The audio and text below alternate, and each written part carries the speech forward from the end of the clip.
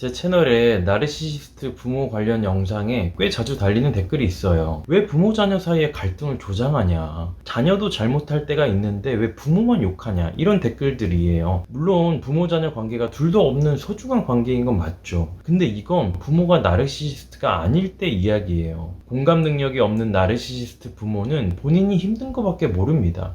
자식을 있는 그대로 못 봐요. 그러니까 자식이 힘들었던 걸 얘기해도 위로와 사과는커녕 네가 이해해라, 내가 더 힘들었다는 식으로 대답을 하죠. 부모랑 거리를 두라는 이야기가 어떤 분들한테는 말도 안 되는 소리일 수 있을 거예요. 그런데 이건 갈등을 조장하는 이야기가 아니라 나 자신을 스스로 보호하고 치유해야 한다는 이야기예요. 가족이 따뜻한 쉼터인 분들한테 드리는 이야기가 아니고 어디서 지뢰를 밟을지 모르는 전쟁터 한복판으로 느껴지시는 그런 분들한테 드리는 이야기입니다. 내가 그래서 평생 힘들었구나 라는 걸 어느 순간 깨달으신 분들이 있을 거예요. 평생 모르고 살다가 여러 유튜브 영상과 책 등을 공부하면서 내 부모가 나르시시스트였다는 걸 알게 된 분들이죠.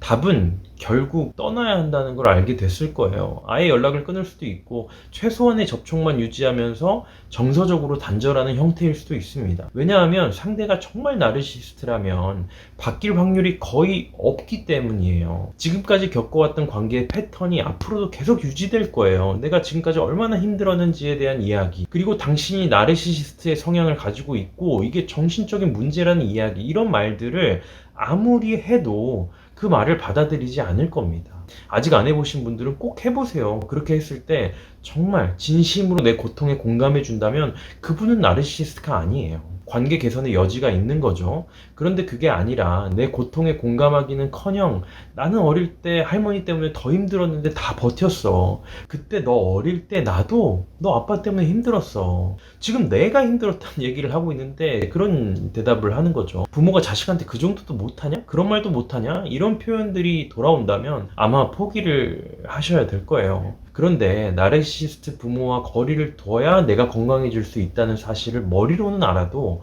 실제로는 잘 안 되는 분들이 있으시더라고요. 그것 또한 자연스러운 일입니다. 두 가지 이유가 있어요. 하나는 가스라이팅 당했기 때문입니다. 내가 어떤 감정을 느끼고 어떤 판단을 하더라도 어릴 때부터 그걸 계속 부정당하는 경험을 했기 때문이에요. 그리고 그런 생각을 한다는 거에 죄책감을 느끼도록 가스라이팅을 당했기 때문입니다. 상담을 하다 보면 아주 전형적으로 나르 부모들이 내담자들에게 했다는 말이 있더라고요. 나 정도면 얼마나 좋은 엄마인지 아니? 나 같은 아빠가 없어. 내가 너한테 얼마나 잘해주는지를 너는 모른다. 이런 말들이에요. 그들이 하는 행동과는 전혀 반대되는 말이라는 건 둘째 쳐도 아무리 잘해줬어도 보통의 부모가 평상시에 막 계속 저런 말을 하지 않잖아요. 전형적인 가스라이팅이죠. 이걸 어른이 돼서 들으면 왜 저런 말을 하지? 이상함을 느낄 수 있는데 아주 어릴 적부터 계속 이런 말을 들어왔다면 그걸 진짜로 믿을 수밖에 없죠. 그리고 내가 그런 부모에게 불편함을 느낀다? 더 나아가 부모가 싫고 미운 마음을 느낀다? 그걸 어떻게 표현하겠어요? 어떻게 나 스스로 그런 마음을 받아들이겠어요? 그러니까 죄책감만 쌓여가는 거죠. 이 죄책감을 극복하지 못하면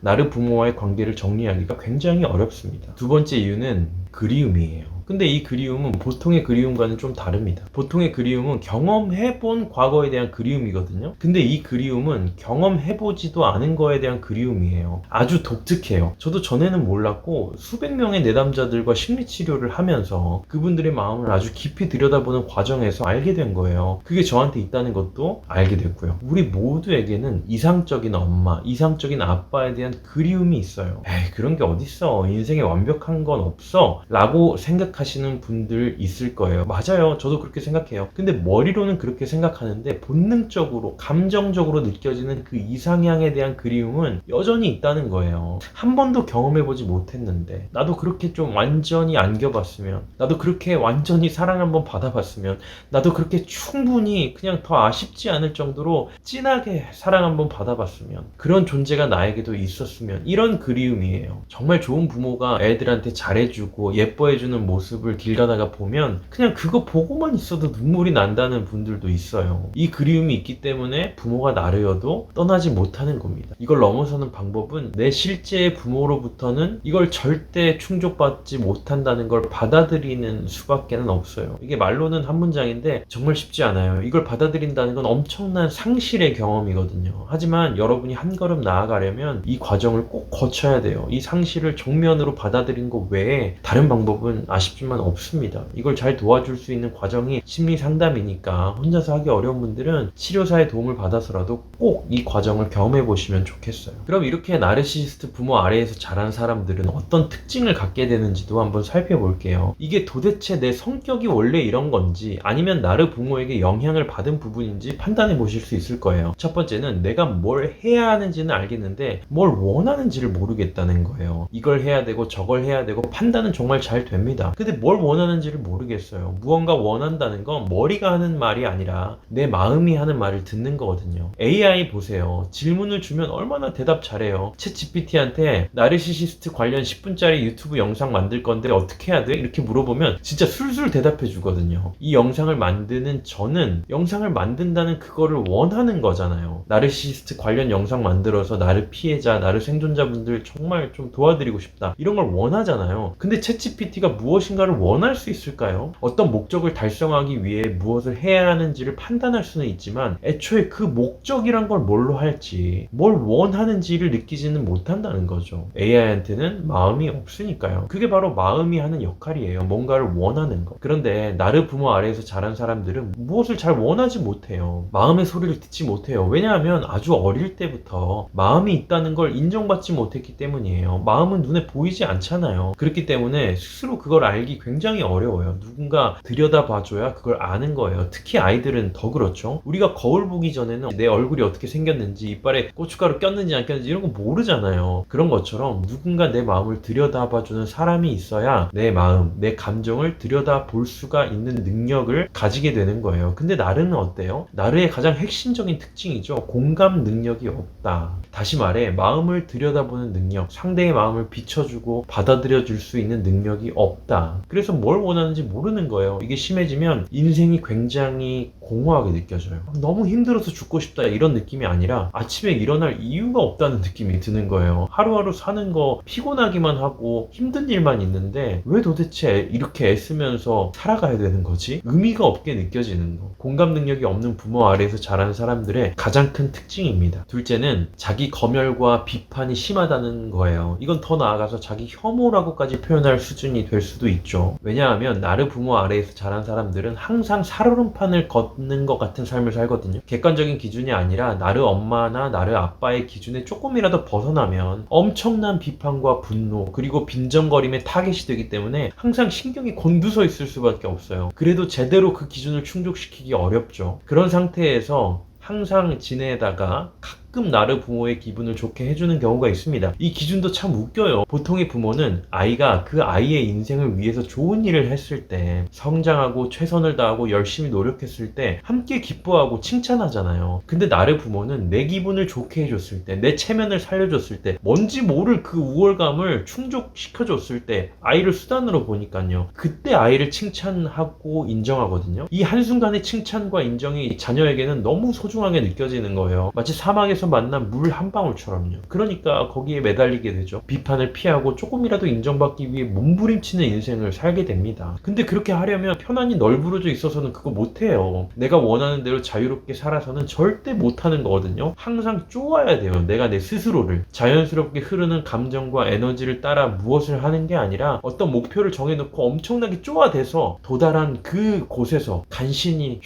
하고 한숨을 쉬는 그런 인생을 살게 됩니다. 근데 이게 언제까지 그게 가능하겠어요? 아무리 튼튼한 말도 쉼없이 계속 채찍질만 해대면 멀쩡히 달릴 수 있을까요? 상담하면서 그런 내담자분 너무 많이 보거든요. 처음에는 채찍질하는 게 앞으로 빨리 나가는데 도움이 돼요. 근데 그게 진짜 필요할 때 가끔 채찍질하는 게 아니라 항상 그렇게 하다 보면은 나중에는 다리에 힘이 다 빠졌는데 계속 등을 때리고만 있는 거예요. 그렇게 한다고 앞으로 갑니까? 등에 상처만 생기죠. 경험해보신 분들은 이 비유가 뭘 의미하는지 느끼실 거예요. 그렇게 앞으로 나아가지 못하는 상황이 반복되면 멈추고 약 발라줄 생각을 해야 되는데 그게 아니라 거기서 자기 혐오로 발전하게 되는 거예요. 예전에 잘하더니 왜 이것밖에 못해? 부모가 나를 착취했던 것처럼 내 스스로도 나를 착취하는 안타까운 모습이 되는 거예요. 자기 비판과 자기 혐오가 깊으면 우울증의 뿌리가 되기도 하죠. 셋째는 감정 조절이 안 된다는 겁니다. 나르시시스트 부모에게 자란 사람들은 어린 시절에는 아주 조숙한 아이였을 가능성이 커요. 말 잘 듣고 착하고 말썽 안 부리고 때 안 쓰는 아이였을 거예요. 때도 받아주는 사람이 있어야 쓰는 건데 당연히 때 못 썼겠죠. 주변에서는 어른스럽다고 칭찬했을 거예요. 근데 그게 좋나요? 애가 어른스러운 게 좋아요. 부모가 키우기엔 좋겠죠. 그리고 뭐 진짜 안정적인 가정에서 성숙하게 자란 애들도 있긴 있어요. 근데 그거 말고 자기 감정 어떻게 표현하는지 모르고 한 번도 해본 적 없어서 성숙해 보이는 거, 그거 좋지 않아요. 애다운 게 좋죠. 애는 때도 좀 써야죠. 내가 무엇까지 할 수 있고 어디까지 확장될 수 있는 존재인지 알아보기 위해서 부딪혀볼 어른이 필요하거든요, 아이들은. 근데 부모가 나를 하면 그런 기회를 전혀 가지지 못하고 자랍니다. 그래서 어린 시절에는 조용하고 성숙해 보이지만 나중이 되면 오히려 감정 조절이 안 돼요. 감정을 표현해보고 누가 그걸 조절해주는 그런 경험을 해본 적이 있어야 내 스스로도 감정을 조절할 수 있게 되는 거거든요. 화가 나도 그 화를 어떻게 삭히는지 모릅니다. 가뜩이나 부모에게 억압된 분노가 있는데 그걸 조절하거나 감당할 능력도 없으니 화병, 분노 조절 장애가 될 수 있어요. 그리고 특히 불안한 감정이 들면 그걸 감당하지 못해요. 그게 발전하면 공황장애가 되기도 하고요. 그냥도 살기 힘든 인생인데 인생의 난이도가 엄청나게 올라가 버리는 것 같아요. 안타깝죠. 어떤 분들은 이런 증상들을 겪더라도 방법이 없을 것 같아서 포기하고 그냥 견디는 분들도 있는 것 같아요. 그런데 확실히 말씀드릴 수 있는 건 이런 증상들, 나르 부모로 인해 겪은 관계 트라우마를 해결할 방법은 분명히 있다는 거예요. 두 가지를 해야 돼요. 하나는 먼저 이런 지식을 쌓고 상황을 객관적으로 보면서 가스라이팅에서 벗어나는 거예요. 지식을 쌓아야 합니다. 사람에 대한 공부, 특히 나르시시스트에 대한 공부를 해야 돼요. 내 마음이 항상 불편했던 이유를 알게 되고 정상적인 관계에서 주고받아야 하는 것이 뭐고 나의 관계에서는 무엇이 왜곡되어 있었는지를 알 수 있게 될 거예요. 그리고 두 번째는 내 내면을 치유하는 작업을 해야 됩니다. 단순히 아는 걸로는 감정이 치유되지 않아요. 지식을 쌓아서 알면 생각이 바뀌고 바뀐 생각에 따라 더 나은 판단을 할 수 있고 그 판단에 따른 행동을 할 수는 있습니다. 하지만 감정, 더 깊이는 무의식은 아는 것만으로는 바뀌지 않아요. 앞에서 얘기 드렸던 것처럼 알지만 관계를 정리하지 못하는 경우도 감정이 바뀌지 않기 때문이에요. 감정은 마음의 세계, 내면의 세계에서 일어나는 일이고 내가 외면하며 살았던 이 내면의 세계에 다가가서 그 세계를 변화시킬 수 있어야 결국 이 관계 트라우마에서 벗어날 수 있습니다. 이 과정은 정말 믿을 만한 사람에게 내 경험과 감정을 충분히 이야기해보는 게 도움이 될 수 있고 명상 같은 것들을 통해서 스스로 내면에 뭐가 있는지 들여다보는 과정도 도움이 될 수 있어요. 그리고 제가 찾은 가장 효과적인 방법은 나르시시스트에 대해 알고 있는 치료사와 심리 상담을 하면서 도움을 받아서 내 내면을 들여다보는 그런 과정을 가지는 거죠. 내 인생에서 겪었던 나르시시스트를 이해하고 그 영향에서 벗어나는 과정은 참 힘들어요. 겪지 않았으면 좋았을 일이죠. 그런데 어떡해요? 그런 사람들이 실제로 존재하고 저와 여러분이 이미 겪어버렸잖아요. 그러니까 같이 잘 겪어내고 이겨내는 데까지 꼭 가보시면 좋겠어요. 아주 무너져 버리지 않고 그것까지 갈 수만 있다면 그런 일이 없었던 사람보다 당신은 훨씬 더 단단하고 지혜로운 사람이 되어 있을 거예요. 힘내시기를 제가 항상 응원하겠습니다. 제가 오늘 준비한 내용은 여기까지예요. 나르시시스트에 대한 지식이 우리 사회에 더 많이 퍼질 수 있도록 좋아요, 구독 눌러주시고 도움이 될 만한 사람이 있으면 공유도 해주시고요. 저는 다음에 여러분이 더 단단한 마음을 가질 수 있도록 심리적 성장에 대한 더 좋은 이야기 가지고 찾아뵐 테니까 다음에 저랑 또 만나요. 안녕.